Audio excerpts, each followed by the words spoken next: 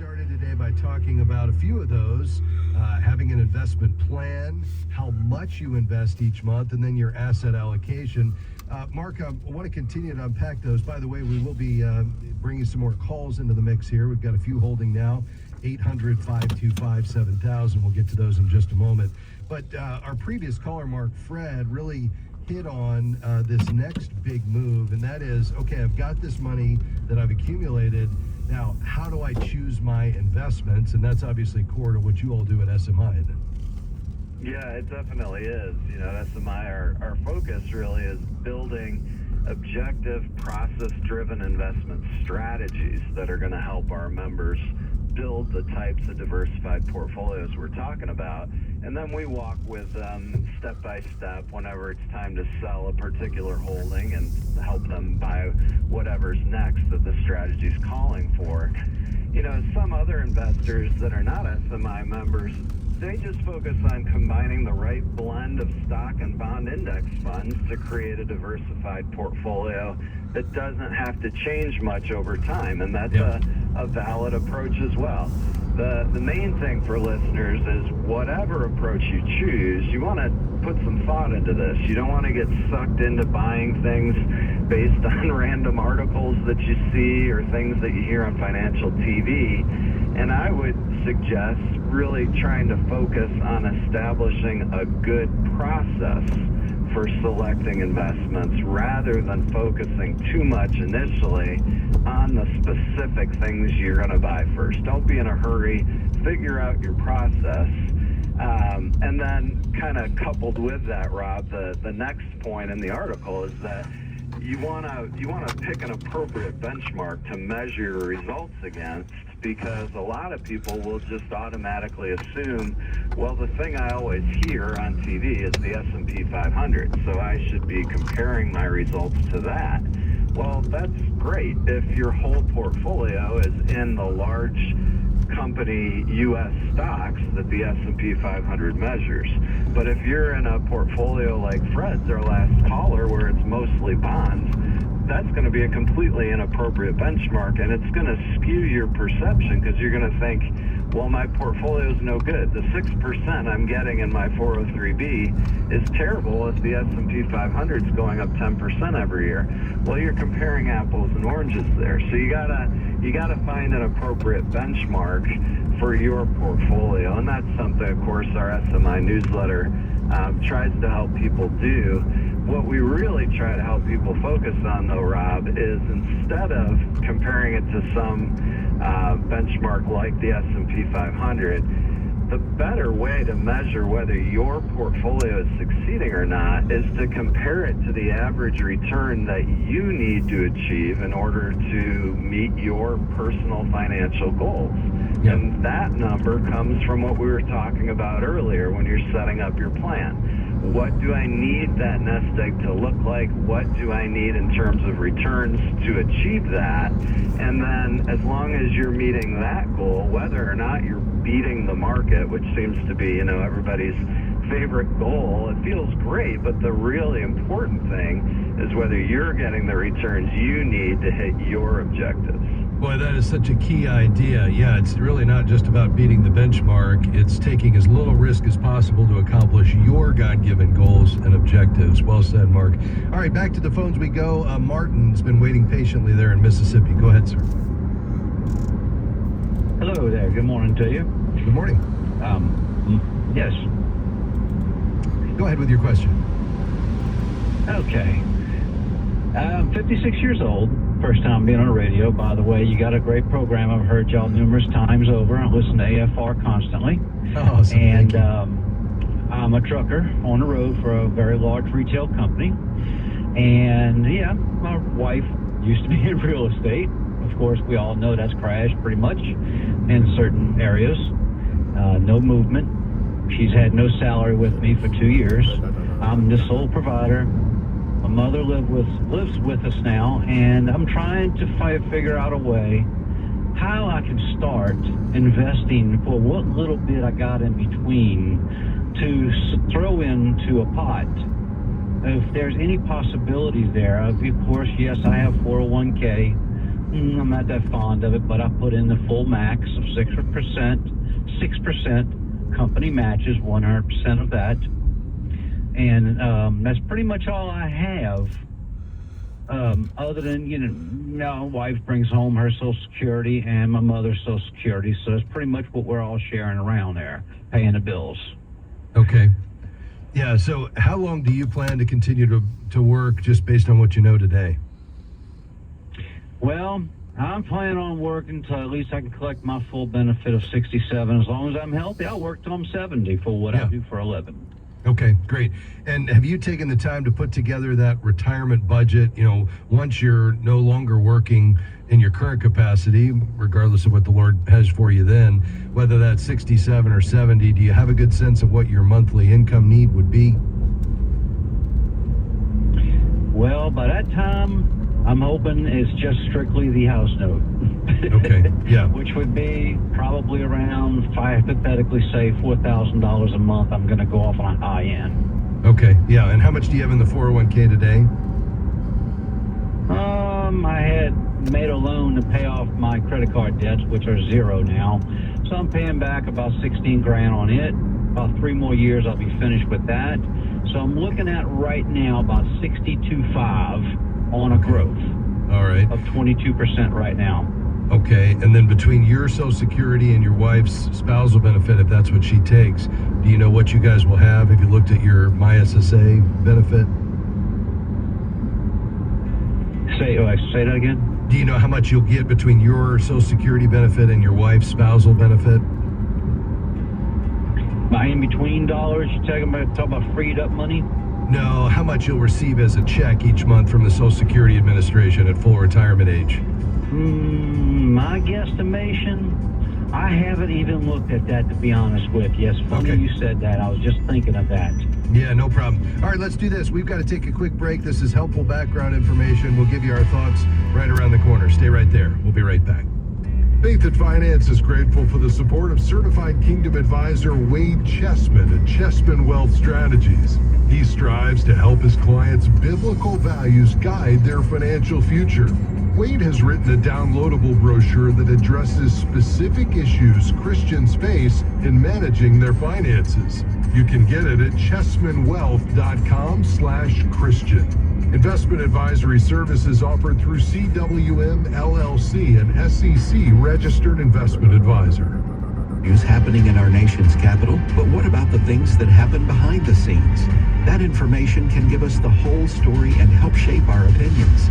That's why you need to listen to Washington Watch Weekend with Tony Perkins. He and his guests will give you all parts of the Washington news from a conservative Christian perspective.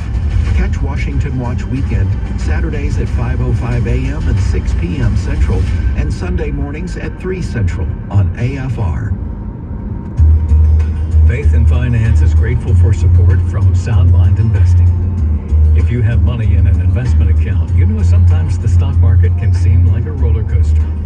But it's possible to enjoy both profit and peace of mind as a do-it-yourself investor, no matter what's happening in the market. A short video webinar about that is available at soundmindinvesting.org. Financial wisdom for living well. soundmindinvesting.org. Have you downloaded the Faith by app yet? You need to do that today, because this is going to make your life easier. Yes, you can manage your money through the in-app envelope feature, but also plan out future goals. I want to buy a house in 5 years, and I'm on track to do that. Here's also what I like. You can connect with people around the country. It's like social media, but better. Ask a question, get an answer, and share what you're learning about money and investing. So why don't you grab your phone right now and download the Faith by app? The American Family Association's mission is to inform, equip, and activate individuals to strengthen the moral foundations of our culture. We also support the church. Our goal is to be a leading organization in biblical worldview training or cultural transformation. AFA believes that all men and women, whether in private or public, should be free to exercise their faith without hindrance from the government. Thank you for standing with the American Family Association. Are you a financial advisor or CPA seeking to build your practice on biblical wisdom? Not only does the Certified Kingdom Advisor education provide you with deep biblical insights, the CKA designation sets you apart. Each year, almost 50,000 people search for a Christian financial advisor. Join our community and share your expertise with clients looking for someone who shares their faith and values. Find more information at kingdomadvisors.com/getcertified. This is American Family Radio, a listener-supported ministry of the American Family Association.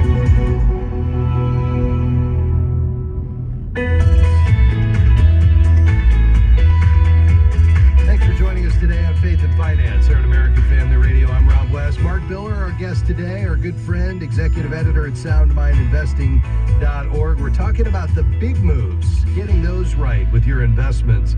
Before the break, we were talking to Martin.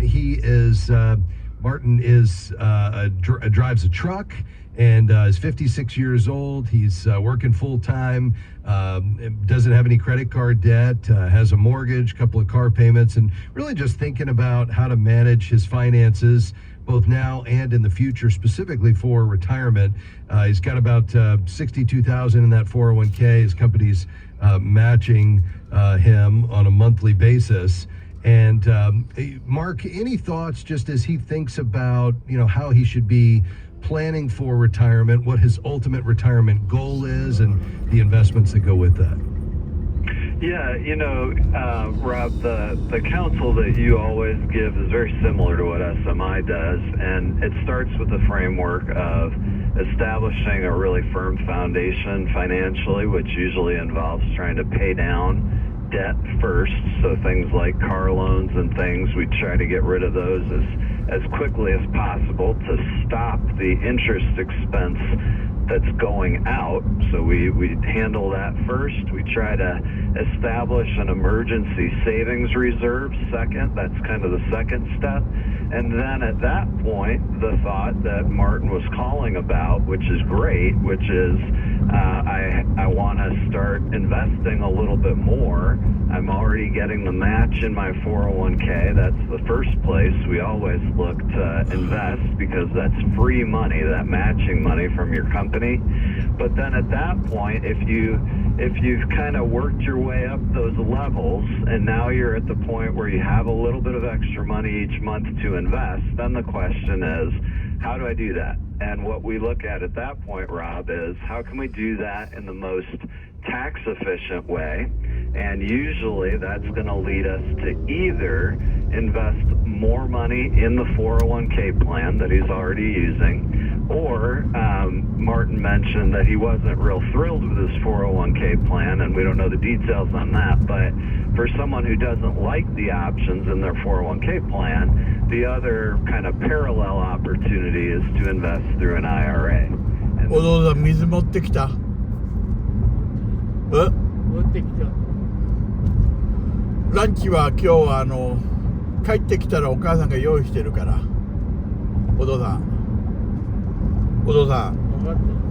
ランチ忘れた。Keeps it all in one place. The employer takes care of all the work of investing, so to speak. So that's a really easy option for people. The IRA is slightly more difficult only because you have to open another account. But why would someone do that? Well, if someone is like an SMI investor and they want to have a broader range of options, they want to invest in the different mutual funds and ETFs that we recommend, they might want the flexibility of an IRA.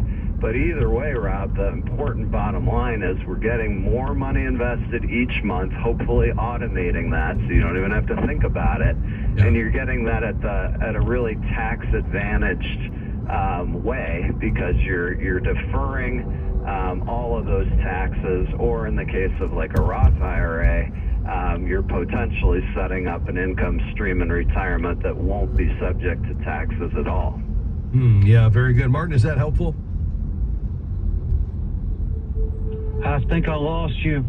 Oh, I'm sorry to hear that. Well, this broadcast will be posted to afr.net. You can go back and listen to that. Hopefully we gave you some things to think about. We appreciate you being on the program today, sir. May the Lord bless you. Let's go to Indiana. Hi, William. I understand you have a similar question about saving for retirement. Go ahead. Hi, good morning, folks. I've been listening to you all morning. I listen to you every day. God bless you both. Well, thank you. I appreciate that. Now, about 5 minutes ago, Mark was saying something about figuring out what your goal was and then work backwards from it. So I'm just kind of wondering where I'm at and where I stand. I'm 61, so full retirement age is 67, obviously. I don't know if I'm going to go to that or not. But currently I'm employed. I put 5% in traditional IRA, 5% in Roth, and the company matches. It's over 6. It might even be 7%. I just don't follow up on it. I do look at it on the computer because I'm still employed there. Yeah. And it gives out projected monthly incomes at 67. And my other investment company, I won't mention these names, he says I can comfortably draw about $3,000 a month. So I'm just wondering if I'm at the point that I need to be. My Social Security, obviously, if I go out at 62, takes a big cut. I believe it was just under $2,000. If I wait till 67, it's closer to $3,000. I'm comfortable with $3,000 to $4,000 a month in retirement. I was just wondering if I am on the right track right now. Combined, I probably have 450, maybe closer to 5 altogether, with both of them added together. Excellent. Yeah, thanks for that. Mark? Yeah, William, it sounds like you're already working with an advisor of some sort, which is really helpful in a case like this, because they should be able to give you a much more detailed, projection than we're going to be able to do very quickly, on the radio. But what they would be looking at is, Rob was asking one of the earlier callers, have you worked through what those retirement expenses, what your retirement budget is going to look like? And then from that, you can take the Social Security benefit that you're likely to receive and see what portion of your monthly expenses is covered by Social Security. There's almost always going to be a gap there that's needed to be drawn from your investments to fill that gap.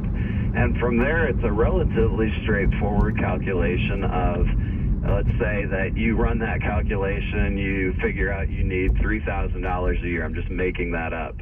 But if 3,000 is your number that you need from your retirement portfolio, then you can take the amount in your portfolio and figure out, okay, what am I likely to earn if I'm investing this relatively conservatively, and is that going to meet this income goal? And if so, for how long? How long can I expect it to meet that goal? You want to keep an eye on things like inflation when you're thinking about that, because this is a decades-long kind of projection. But that's the rough framework that you'd be operating in. Rob, do you have any specifics you want to add to that? Well, here's a couple of things I really liked about what you said, William, and I agree with everything Mark just shared. I love that you're really maximizing the match. It sounds like your company is very generous. I love that you're splitting it between the Roth and the traditional, because that's going to give you both the tax-free and the tax-deferred buckets to pull from, which is going to solve for one of the issues, which is the unknown of the tax structure when we get to that point. And so you'll have the choice to pull from either one, depending on what's going on in the tax code. That's a good thing. I love that you're clearly living modestly, because you're saying you're thinking you're only going to need $3,000 to $4,000 a month. I'd really dial that number in, because ideally, if the vast majority of that could be covered by Social Security, and by the way, I'd delay that as long as you can and at least get that full benefit, if not more, by waiting beyond full retirement age. That's going to ensure that your basic expenses are covered.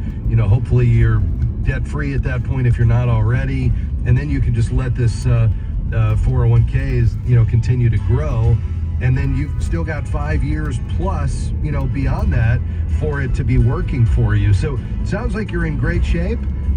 Hopefully that gave you some additional things to think about. We appreciate your call. Back with our final segment with Mark Biller after this. Stay with us. Our thanks to Certified Kingdom Advisor Wade Chessman, President and Wealth Advisor, and his team at Chessman Wealth Strategies in Dallas for their support of faith and finance. Their goal is to help their clients expand their understanding of biblical financial principles and how to implement them. The website is chessmanwealth.com. The phone number is 214-572-2120. Investment advisory services offered through CWM LLC, an SEC registered investment advisor. Get ready for the Gaither お父さん、今日は車洗ったりしなきゃいけないから、ちょっと遅れるけどゆっくりしてたらいい。迎えに行くから。だからサウナでゆっくりしてくれたらいいから、お父さん。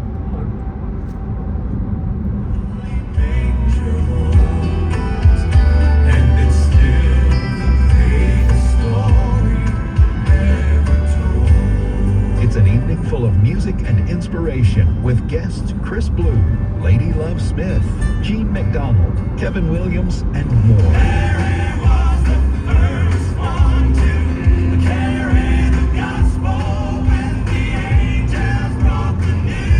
The Gaither Vocal Band Love Like I'm Leaving Tour, March 16th at 6 p.m. in White's Chapel Methodist Church, South Lake. Tickets are available at tprlive.co. Have you ever wondered where your money goes when you deposit it in a bank? Christian Community Credit Union believes in helping advance God's kingdom through everyday financial transactions. For over 67 years, they have provided values-aligned banking solutions to thousands of Christians and ministries. Consider Christian Community Credit Union as your banking institution by visiting joinchristiancommunity.com. Membership eligibility required. Each account is insured up to $250,000. This institution is not federally insured.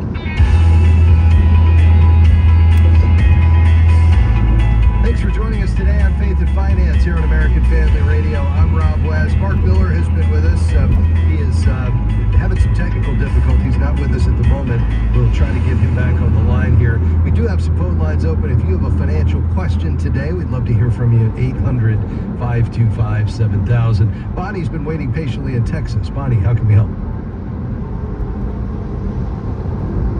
Long time ASR listener, and my question is, my mother, who's 97, has her money invested with Edward Jones, and from that each month she's currently in a nursing home, so that's where the funds come from.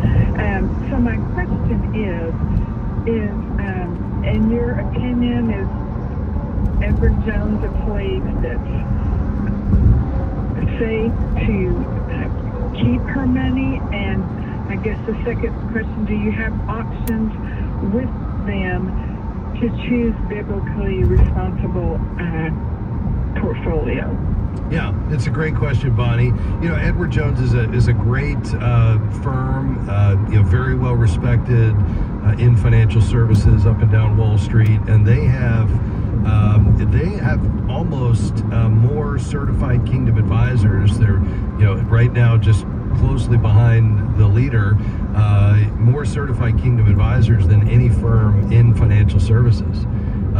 So there is a ton of advisors that have earned the designation and can bring a biblical worldview of financial decision making and deliver certainly a faith-aligned portfolio that would be screened for Christian values. The key would be that you're working with an Edward Jones advisor that has the ability to bring that kind of counsel.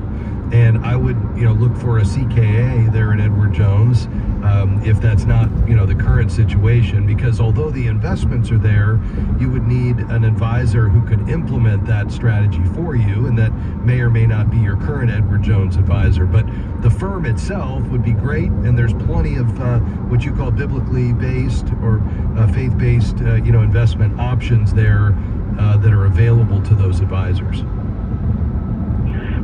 So how would I determine if a certain Edward Jones office is a certified kingdom advisor?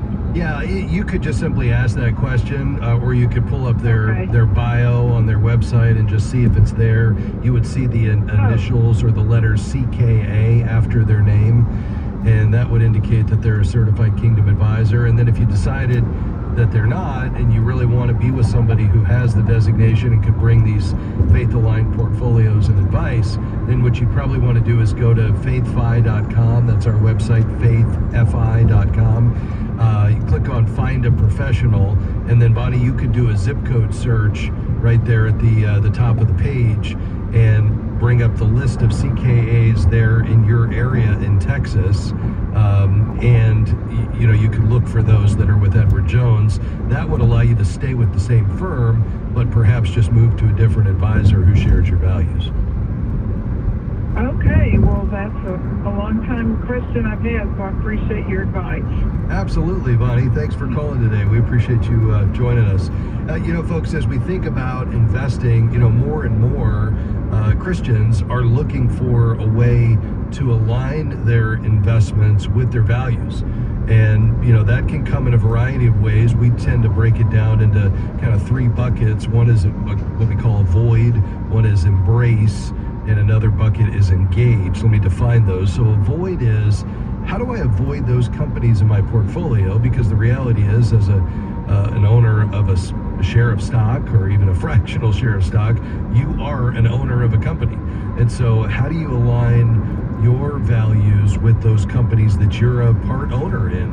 And one of the ways to do that is to avoid or screen out companies that are misaligned with your conscience and convictions, because either their primary business activity would be something that would misalign with your values. Maybe they're involved in creating an abortion drug, or they're an alcohol company, or they're involved in pornography or gambling or something like that, and you'd say, I don't want to own this company. Well, that would make sure that that would require that you avoid those companies. The embrace is where you say, okay, I've avoided the companies. Now, what if I specifically select those companies that are aligned with my values? I'm only choosing companies, or the investment asset manager is only choosing companies that are promoting human flourishing and thinking about the impact of their business on their stakeholders, customers, and the environment, and their suppliers and employees and so forth. What the data says, there's empirical evidence that says companies that think about the impact of their business, their goods and services, on their stakeholders, and trying to love their neighbor, actually outperform. Well, you would think that would be true, and it actually is. The data reinforces that. And so by embracing those companies, there's actually an additional source of what we call alpha, which is the way by which you outperform the broad market indexes. So that's embracing.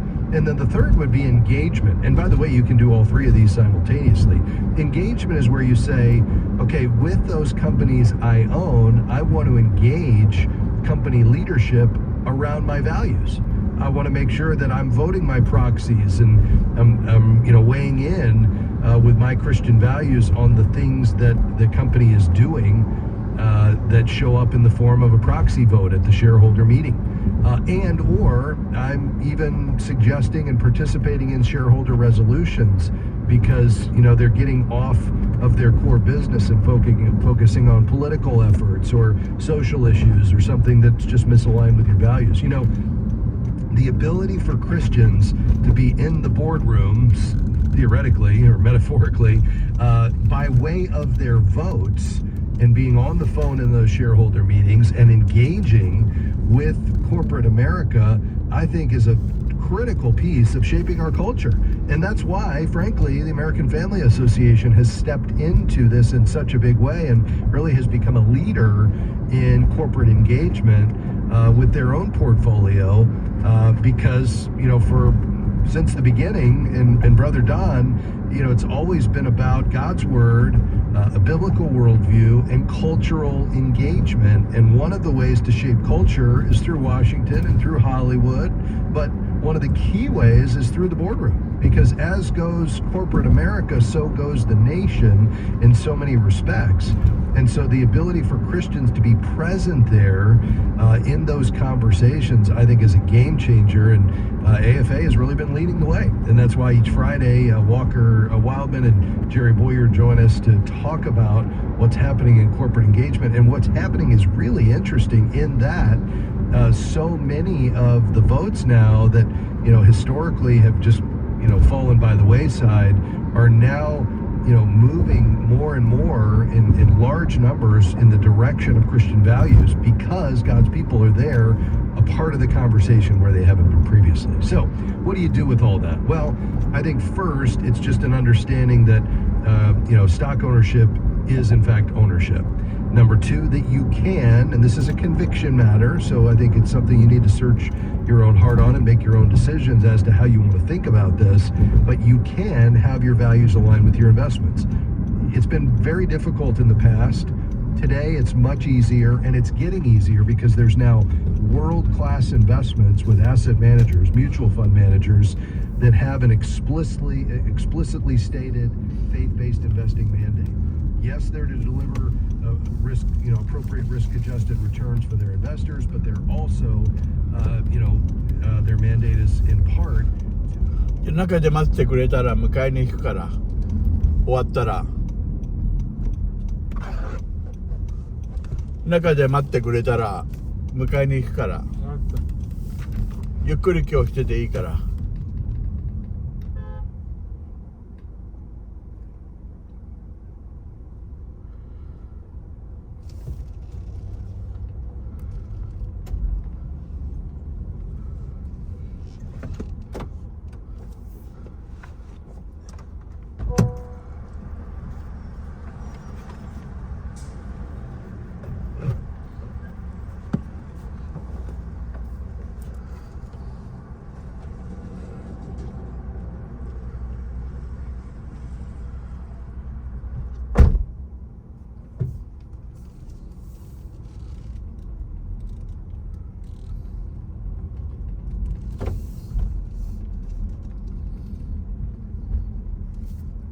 To have Mark Biller here today. By the way, if you want to check out this article and find the remaining big moves in your financial and investing life that I think are essential, the article is free and available to you today. You'll find it at soundmindinvesting.org. Again, the article is called Getting the Big Moves Right, and you'll find it at soundmindinvesting.org. You will also find one of the resources that Mark mentioned today, and that is the risk tolerance quiz, a free quiz that might help you determine your risk tolerance. When you're investing, a lot of times people will say, invest in a way that's aligned with your risk tolerance. And you might say, well, what is that? Well, this could help you answer that question. Again, soundmindinvesting.org. Hey, just real quick before we go today, so many of you are just so gracious in your participation in the program, your affirmation of how it's been an encouragement and helpful to you. And if you'd like to help us reach more people with this message, we'd like to invite you to become a FaithFi partner. These are the men and women across the country that support us monthly at $35 a month or $400 a year.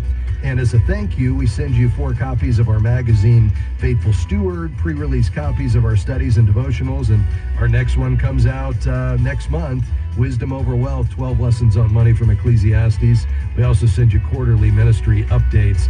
To learn more and become a partner today, just go to faithfi.com and click Give, faithfi.com. Big thanks to my team today, Taylor Standrich, Devin Patrick, Sandy Dickinson, and everybody here at FaithFi. Enjoy the rest of your day and come back and see us tomorrow. Bye-bye.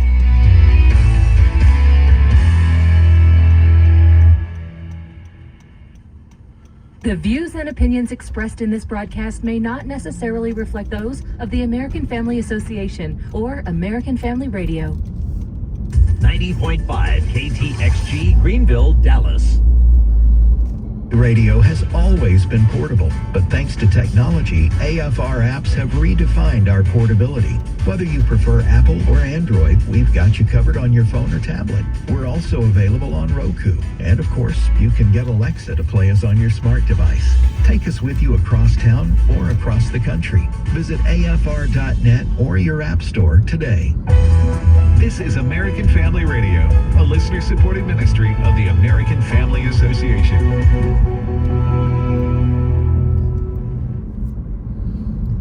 American Family News, I'm Rusty Pugh.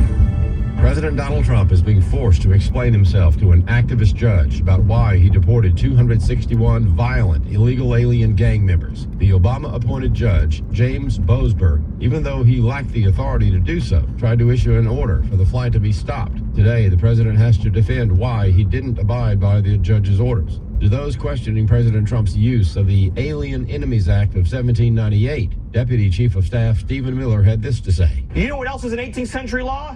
The Constitution of the United States, the Bill of Rights of the United States. The founding generation gave us this law, gave President Trump this law to repel this invasion from our country. I mean, there's and it was no higher... all detailed in the proclamation, how this gang was sent here by a foreign government and President Trump is sending them out of this country. And White House Press Secretary Caroline Leavitt talks about what kind of people this activist judge and Democrats think should be allowed to stay in this country. I would remind everybody in this room that Tren de Aragua is a foreign terrorist organization operating within the United States of America because the previous administration allowed them to invade our country. These are monsters who tortured, raped, and murdered a 12-year-old Jocelyn Nungre. They murdered 22-year-old nursing student Laken Riley. They led a multi-state sex trafficking operation involving smuggling women into the United States. They kidnapped and tortured victims. And by the way, many of you in the mainstream media said that didn't happen. And former Deputy Assistant DHS Secretary Jonathan Fahey says it is unbelievable that the Trump administration is having to fight this activist judge to keep criminals out of the country. Yeah, that's a great point, that they are having to fight to kick out gang members. Here's how I expect it to play out. The Trump administration may lose the issue with this district judge who already seems predisposed to rule against them, but they're ultimately going to win in the appellate court and ultimately the Supreme Court if it goes that far. And, you know, I think the White House has discussed this. If they had to put every deportation of a gang member, of somebody that was invading our country in front of a district judge, you couldn't even repel these people. And the very big point is all of this happened because the Biden administration flew all of these people in or brought them in from Venezuela. And a former Justice Department attorney says Congress must use tools at its disposal to deal with out-of-control judges who are exceeding their authority with incessant court challenges against President Trump's presidential authority. The administration is frustrated that every time President Trump attempts to act on behalf of the American people, low-level courts in very blue districts file injunctions to stop him. As a result, there are growing calls for Congress to take action to stop these rogue, out-of-control activist judges.